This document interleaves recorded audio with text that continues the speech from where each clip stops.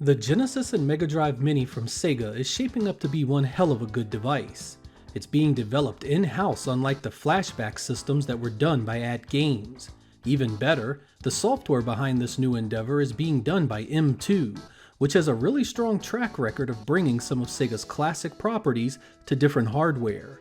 They were responsible for some of the better Sega Ages 2500 games on the PS2, the Sega Vintage Collection releases on the Xbox 360, as well as the phenomenal 3DS Sega Classic games. Needless to say, expectations are sky high. The games that have been announced so far have also been impressive.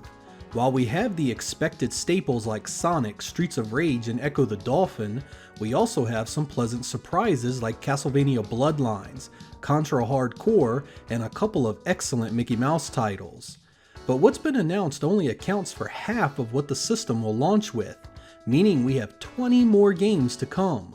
In this episode, I wanted to go over what I think we'll be seeing and why. I tried to be realistic and only consider games that had a real shot, and avoided adding anything I felt was a pipe dream.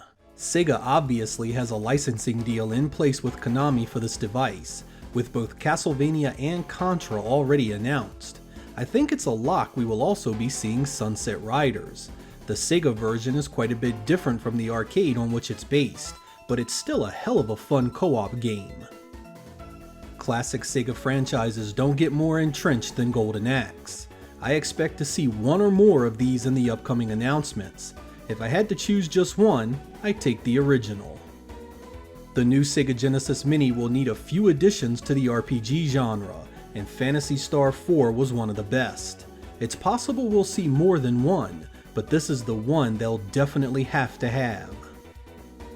Of the stuff created by Sega of America for the Genesis, Kid Chameleon was one of the better titles.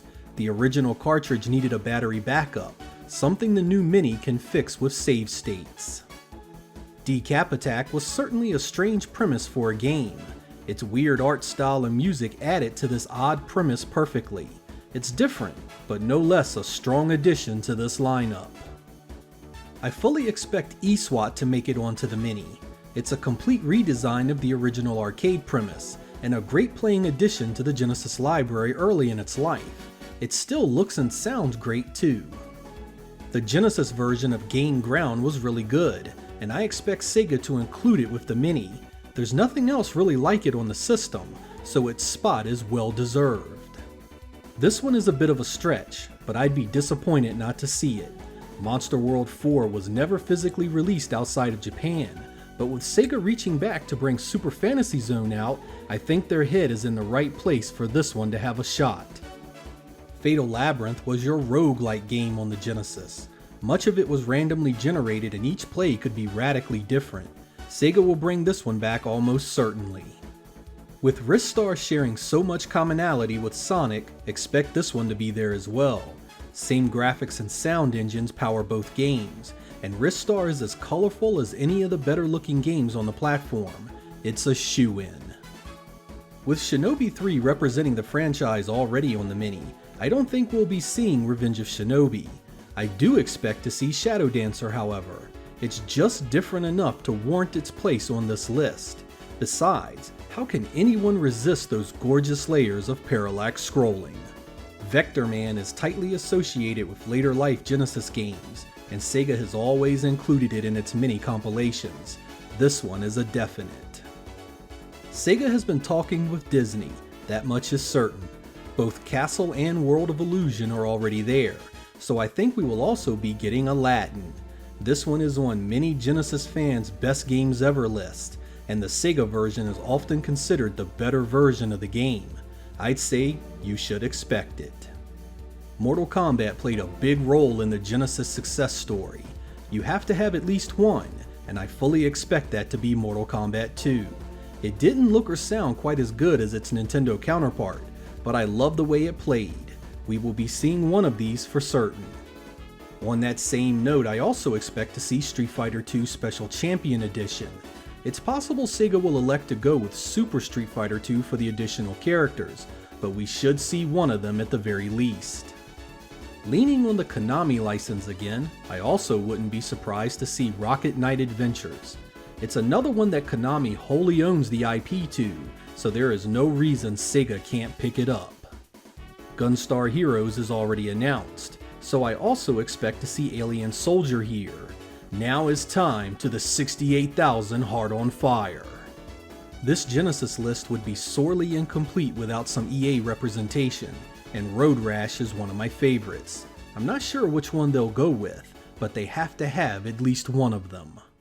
Since I am expecting some Capcom love of Street Fighter II, I also expect to see Strider. This was a really big release for the Genesis back in the early days, advertised heavily for its 8-meg cart and close to arcade graphics. Ghouls and Ghosts may beat it out, but one of them will definitely be there.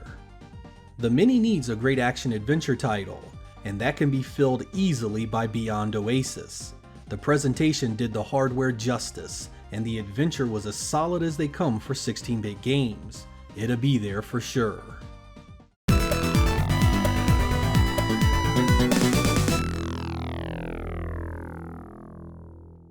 Teenage Mutant Ninja Turtles: The Hyperstone Heist was developed and published by Konami.